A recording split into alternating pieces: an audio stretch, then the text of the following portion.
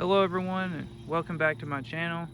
This is going to be a quick video on my vintage small frame Lil Indian mini bike. According to the serial number charts you can find online and the serial number that's stamped into the axle tab, this would be a 1969 model. It would have been the last year that came with Briggs & Stratton engines.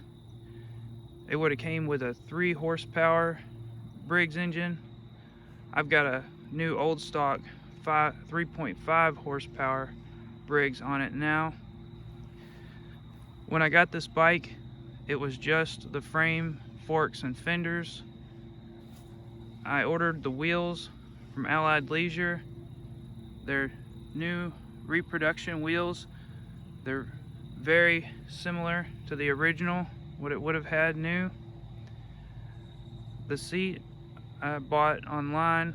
It's very comfortable. It's not original style, but I like it. The grips I've got on it are Hunt Wild vintage style grips. I've got a push button kill switch.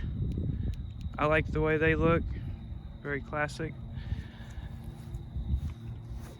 For brakes, it did not come with the brake caliper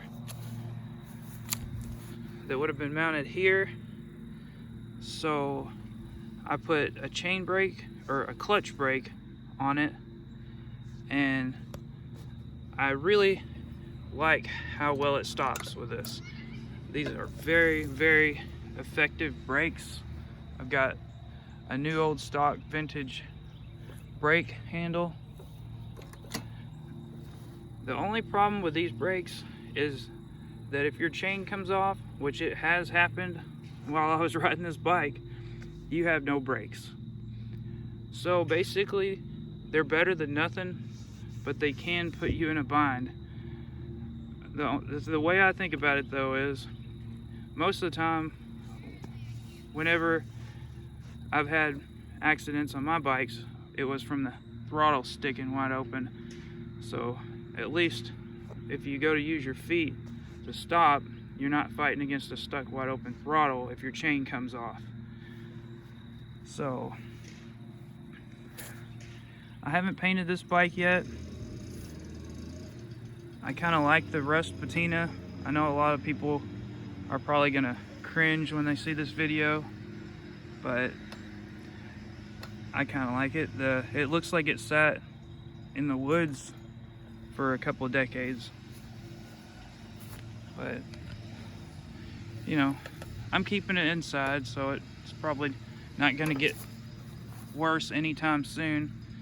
I put new bushings in the steering stem, and it really helped. The front end was super loose before. Really like these wheels. It's a super fun bike to ride. It's really small and it feels really fast. And this new old stock 3.5 horse that I found for 20 bucks at a local flea market runs really good, and it actually makes this thing scoot a lot more than you would think. It's very impressive for such a low horsepower engine. But I guess that's about all I gotta say about this bike. I wanted one for a long time. When I found it, I was actually inquiring about one that was for sale on Marketplace. It was actually a Rutman that was for sale, and the guy had already sold it. It was actually an older couple, and the guy mentioned that he had a couple other mini bikes for sale, and I was like, send me some pictures. So he actually emailed me some pictures, and there was this bike and a bird in the picture. And when I saw this thing, I got so excited because it was the first one I ever seen for sale locally.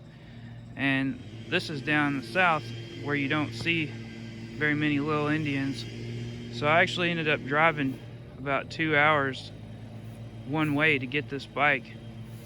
And I actually paid about, I think, $150 for the frame and forks. but it was worth every penny because it is so much fun. And it's actually the smallest mini bike I have, and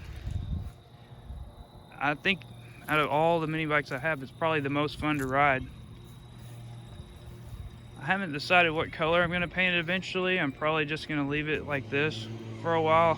I'm not in any hurry to really get it painted, or paint it. I would paint it myself. The seat is very comfortable, by the way. The seat, if you just ever want to look into one. But anyway, thanks for watching.